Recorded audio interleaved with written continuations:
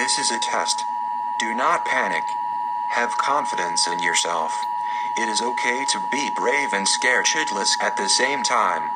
This is only a test.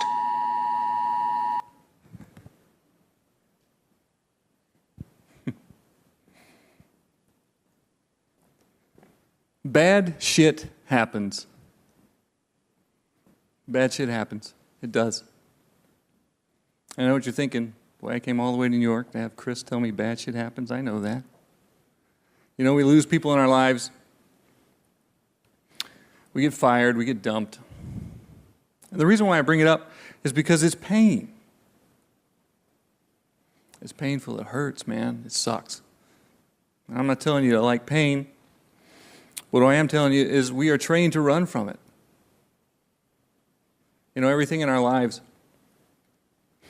tell us to look for easy and comfortable and safe, which are not bad things.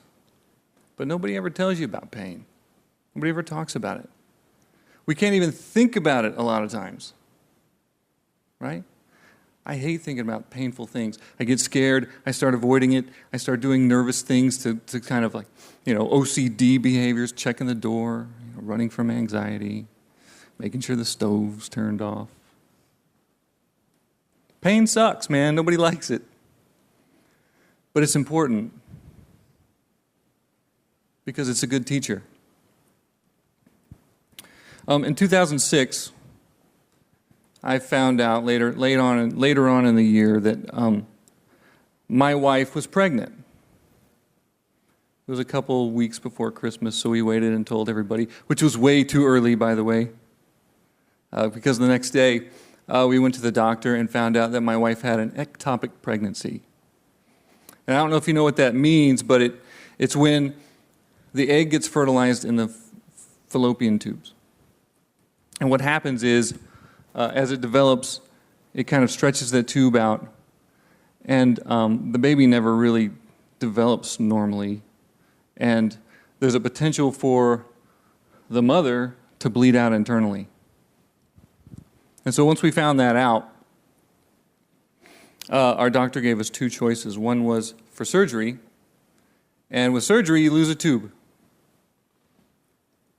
Or you can have medicine that will help the body terminate the pregnancy, and you could potentially save the tube. So that's what we went with. And so I remember a week after we started treatment, it was a Monday night, and my wife woke up in cold sweats, and she was just in pain, in agony. And I sat up with her and finally got her back to sleep around 3. And the next day we ran and took her into the doctor, and the doctor examined her, and she said, everything's fine with her. She looks good. And I said, well, she was really in a lot of pain. And the doctor looked at me and she said, expect the pain. It's going to come. So we went on throughout our week, and it was Friday, and I remember I was at an editor's house, and we were working on a year-in review video for the church I work for. I was a media marketing director for a mega church in Nashville. And the video I was working on was to be shown the next day. We had a Saturday night service and a Sunday morning service. And so I was up against a deadline. I'm sure we've all been there, right? This thing had to be done. And I was an hour into the editing process, and my wife calls. And she says, Chris, I really think you should come home.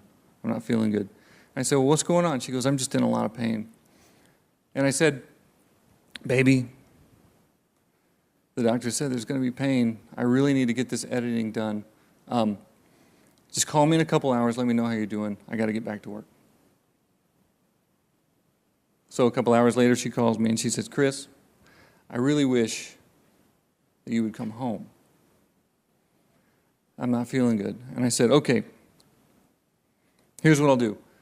I'm going to send my mom over, and she's going to watch out for you, and if there's anything serious, she'll know what to do. And so I didn't hear from her for a while, and we were wrapping up the video. It was the end of the day. And my mom calls, and she goes, I just want you to know, everything's okay right now, but your wife just passed out.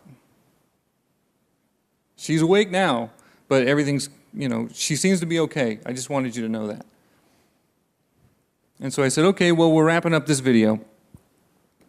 I'm going to come home, and then, I'll take it from there. So I got home, and when I got there, my wife was white as a sheet. She could barely walk, I felt like she was going to faint any minute. So I said, okay, let's go. I put her in the car and rushed her to the hospital. This was a Friday night. And man, you know how Friday night ERs are, man, it was chaos. There was people everywhere. And luckily there was a little nurse in the center of the room who, would intake the patients and take their vitals. And I remember amongst this chaos, she's got my wife hooked up to a machine and she's tapping the screen. And I'm like, what is going on? And she says, well, I can't find a blood pressure. She doesn't appear to have any blood pressure. And I was like, potentially, do you think she's bleeding internally? And as soon as I asked that question, it was like a gurney showed up and they wheeled us back. Put her on an IV. She needed fluids. As soon as they could get the emergency OBGYN in, they rushed her back to surgery. And the last thing I saw before the surgery from my wife was she was sitting up in the gurney, and she kept saying, "You're going to put me out first, right? You're going to put me out?" She was so scared. The doctor fixed her. She survived. But through that whole part, she lost like half of her blood. And all day long when she's pleading me to come home, I was working on some stupid project that today doesn't even matter. I should have been there for her.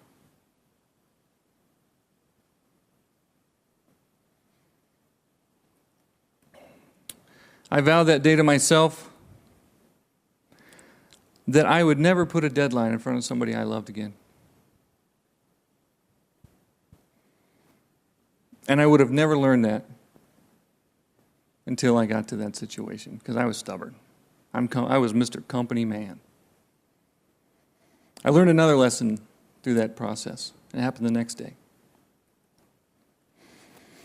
We were in the recovery room. She had to stay there through the weekend. And, like I said, I worked for a church. We had a Saturday night service scheduled.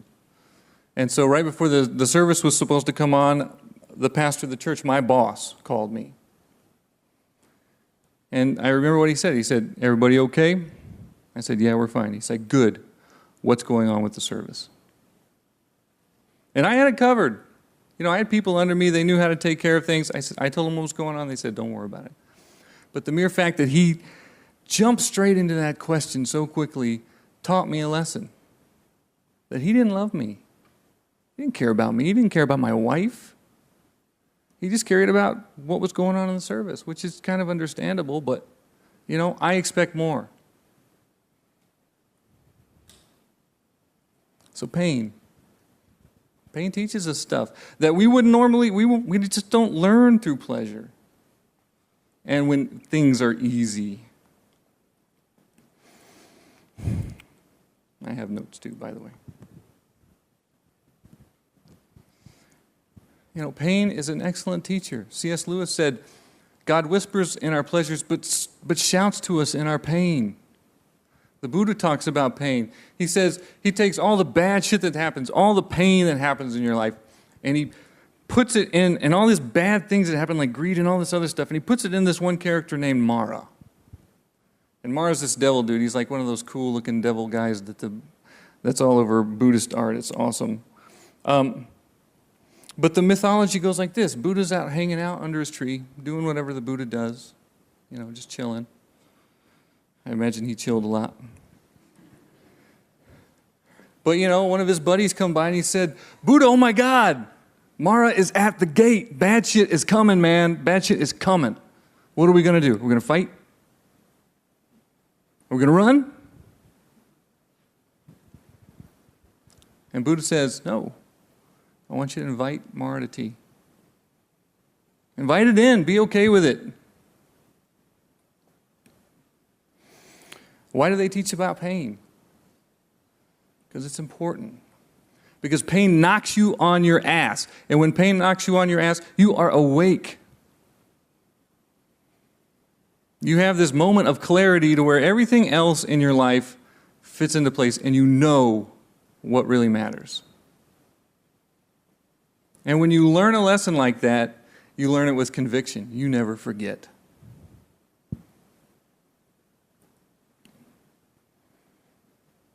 There's two ways to look at pain.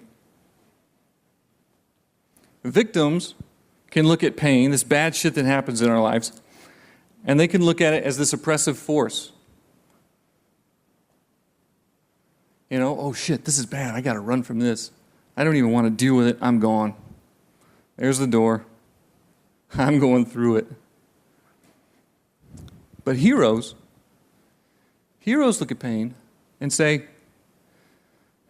it's only a test. It's just a test. I'm going backwards. There we go. It's just a test. Only a test. Tests are, and the reason why I'm talking about pain and tests today is because they are tied to your path. You know, hopefully you're going to listen to everything we have to say here, and you're going to go out and you're going to say, you know what, I'm going to follow my heart, I'm going to follow my passion, I'm going to step out and do something incredible. And as soon as you make that decision, guess what? There's going to be a test. You're going to experience resistance. And it's not bad. I'm telling you that right now because have courage. It's okay. It happens to all of us. We're all going to have problems.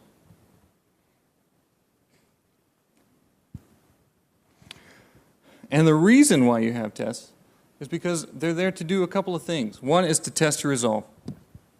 How bad do you want it? Right?